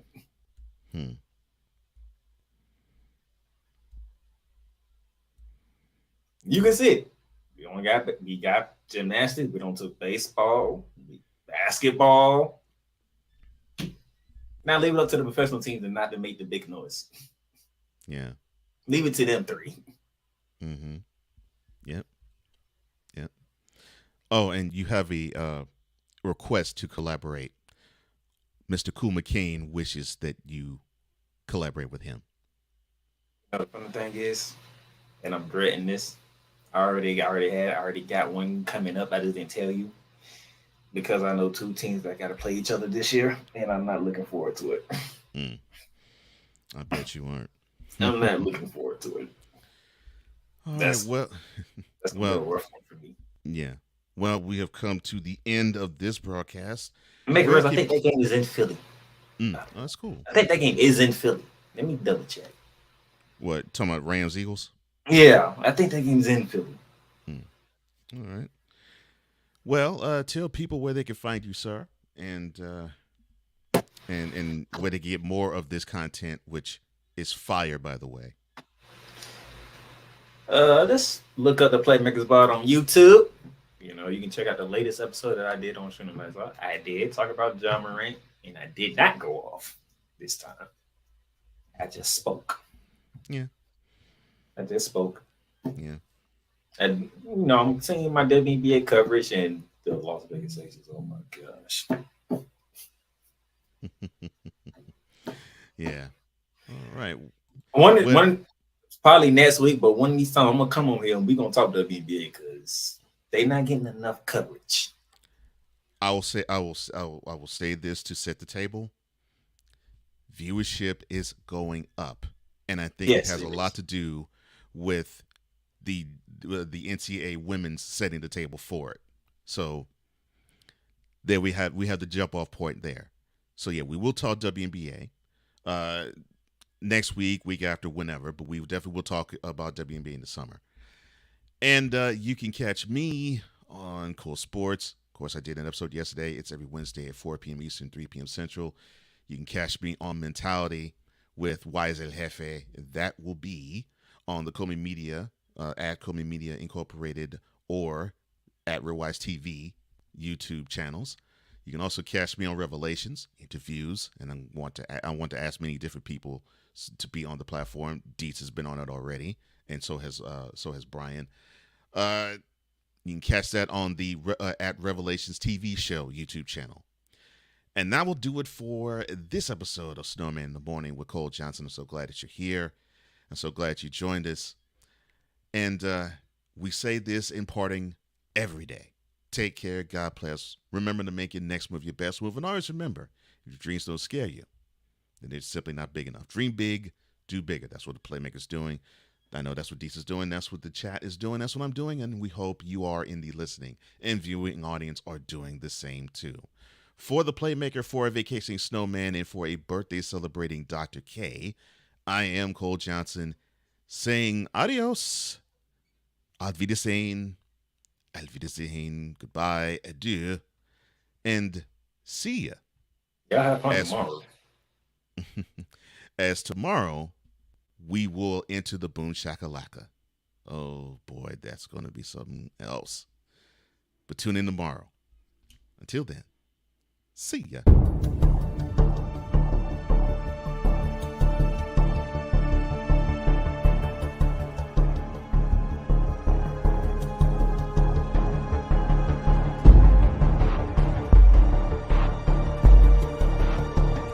Now, forgive me not knowing the brother. You got your mic, but I don't know who the hell you are. It's like you're in the broadcasting witness protection program.